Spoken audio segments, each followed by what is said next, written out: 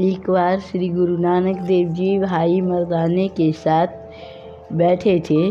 तभी कुछ ऐसा करना चाहे लीला कि मर्दाने से बोले कि तुम कुछ समय के लिए अलग कहीं चले जाओ, फिर आ जाना। तब भाई मर्दाना ने कहा कि मैं आपसे एकदम कभी एक क्षण भी दूर नहीं जा सकता हूँ, क्योंकि जब हम उस लायक नहीं थे तब भी हमें आपने अपनाकर हमें सौभाग्य प्रदान किए, और हमें अब आप किस कारण से दूर करने से तैयार हो रहे हैं। तब श्री गुरु नानक देव जी की ऐसी कोई बात नहीं है, ये कहे मैं तो कुछ समय के लिए ही आपसे दूर कर रहा हूँ।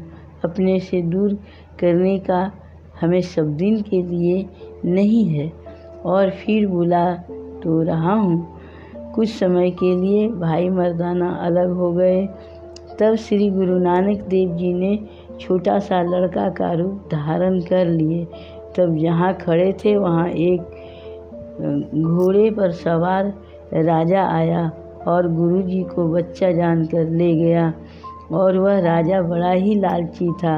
वह बच्चा को फुसलाकर बेचता था। उसकी पत्नी बहुत समझाती थी, पर वह एकदम मानता ही नहीं था।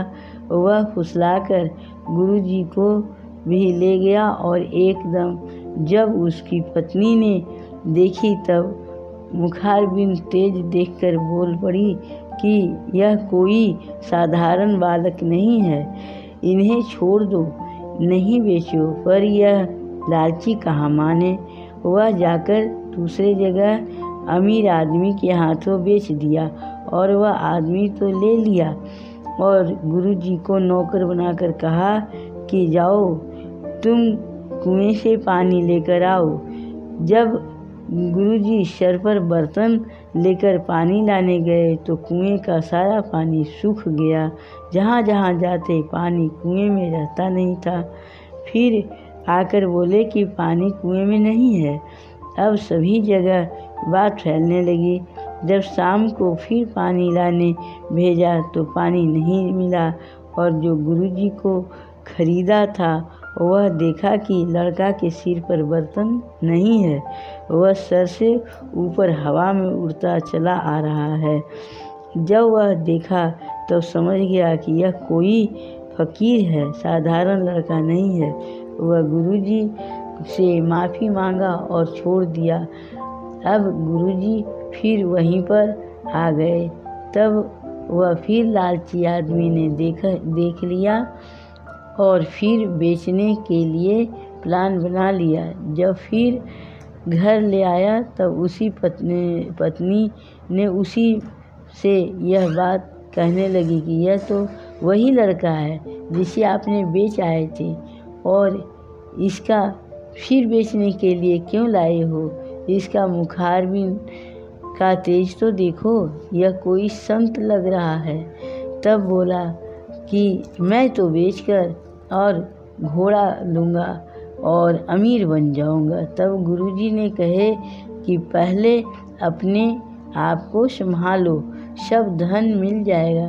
तब वह आदमी ने कहा कि उपाय बताओ। तब गुरुजी बोले कि तुम जो जानवरों की तरह लोगों को ज़िंदगी बना दिया है कैद करके, उसे पहले आज़ाद कर दो, और जब कैद से मुक्त कर दिया तब गुरुजी ने बोले कि जहाँ तुम बैठे हो वहीं देखो, तुम्हारे घर में धन छुपा है। जब देखा तब सचमुच धन पाकर खुश हो गया, और गुरुजी को जो बालक रूप में छोड़ दिया तो फिर गुरुजी वहीं पर आकर अपने रूप में बैठ गए। जब कृपा हुई तो मर्दाना भाई के ऊपर फैलाए, तब मर्दाने भी वहाँ आ पहुँचे। गुरुजी से फिर मर्दाने के साथ खूब बातें होने लगी। दोनों खुश हो गए।